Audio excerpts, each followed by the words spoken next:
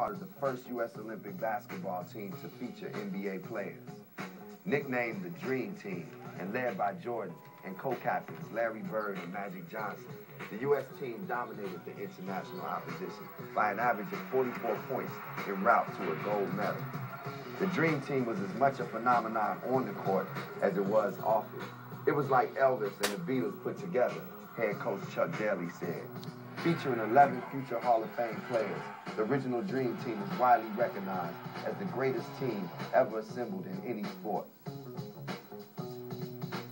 Was a time when all NBA players wore their white canvas Chuck Taylors, except for those iconoclasts in Boston who wore the black Converse high tops.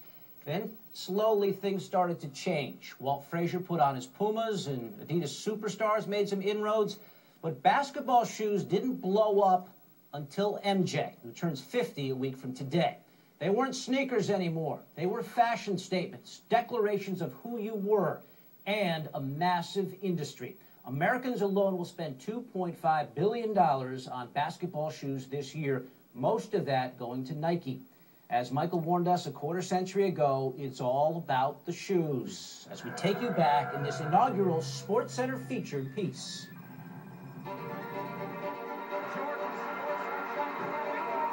You know you can't live forever, right? You know you can't jump and then hang in the air as long as you want. You know you can't decide you're going to change everything and then actually do it. Whose game is it? It's Michael Jordan. You know you can't have a name that everyone on the planet recognizes and no one will ever forget. The world just doesn't work that way. You can't live forever. Or can you? From North Carolina, Michael Jordan!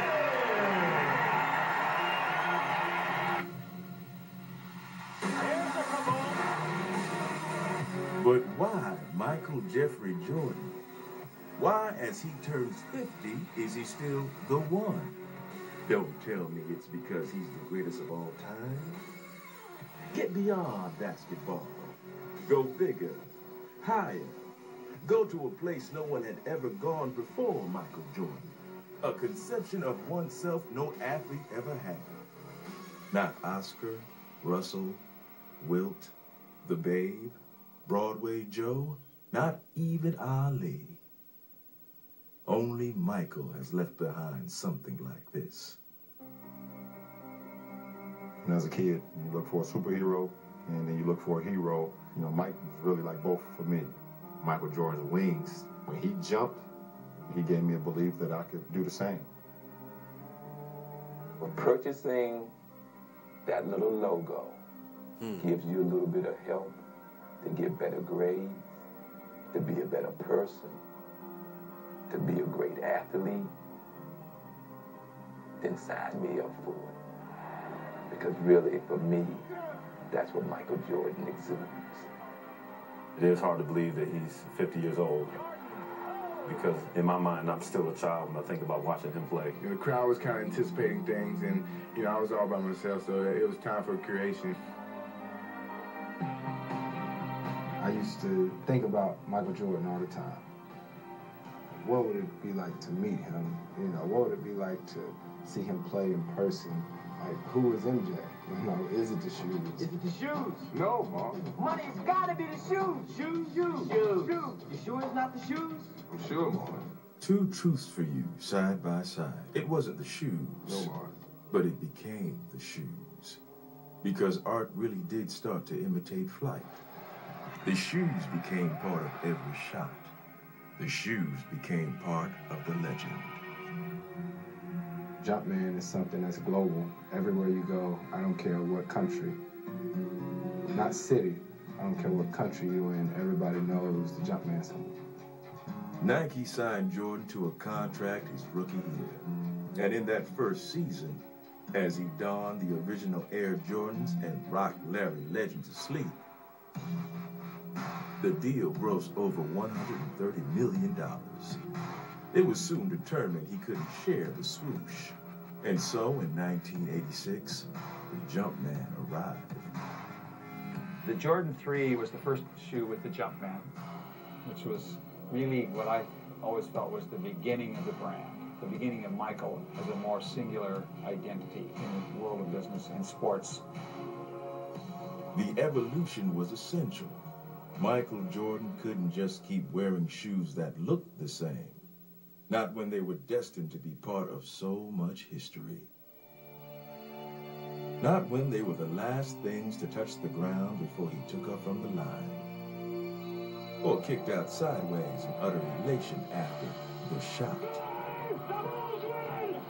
The shoes evolved as Michael did, as he became a champion, a marvel, even a perplexing virtuoso.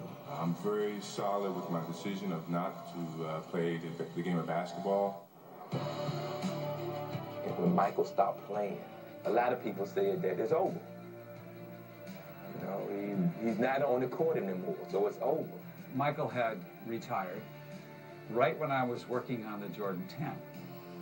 And a lot of people at Nike were really sad that he retired because it was like, well, that's it. So I'm like, you know, I'm going to work on the 11 because I wanted to prove those folks wrong. Michael Jordan, out of the game at the apex of his domination. The man wasn't playing, but the shoe was still there, at the center of performance, style, and fashion. It was on Music Awards. Boys to Men came out on stage, and they were all wearing tuxedos, and they had the Jordan 11s on. A few months later, Michael himself laced up the 11 as he returned to where he belonged, walking back onto the court for that unforgettable second act. Another three-peat. It's Christmas in March, and it was this big, beautifully wrapped box that was being given to fans, to networks, to everybody. The best player ever played decided that he was coming back. By then, the man had become the brand. Maybe words like those don't sound as pretty as the jumper in Utah in Game 6, but recognize the relevance. It starts with the gift to hit that shot, but so many years later, it endures through what he did with the gift. 6 NBA titles, 6 final MVP awards, 10 scoring titles, and 1 trip to the Basketball Hall of Fame. This is far bigger than playing basketball. The hope that you give people. It's the mother that says, if you work hard enough, you might be like the man that can fly. It's the little kid that, for no other reason, says, one day, I'm gonna be Michael Jordan. The man is 50 years old, and he's still hanging in the air. Everyone on the planet still knows his name, knows he changed everything, knows what he represents. So happy 50th birthday, Michael. You're gonna live forever anyway.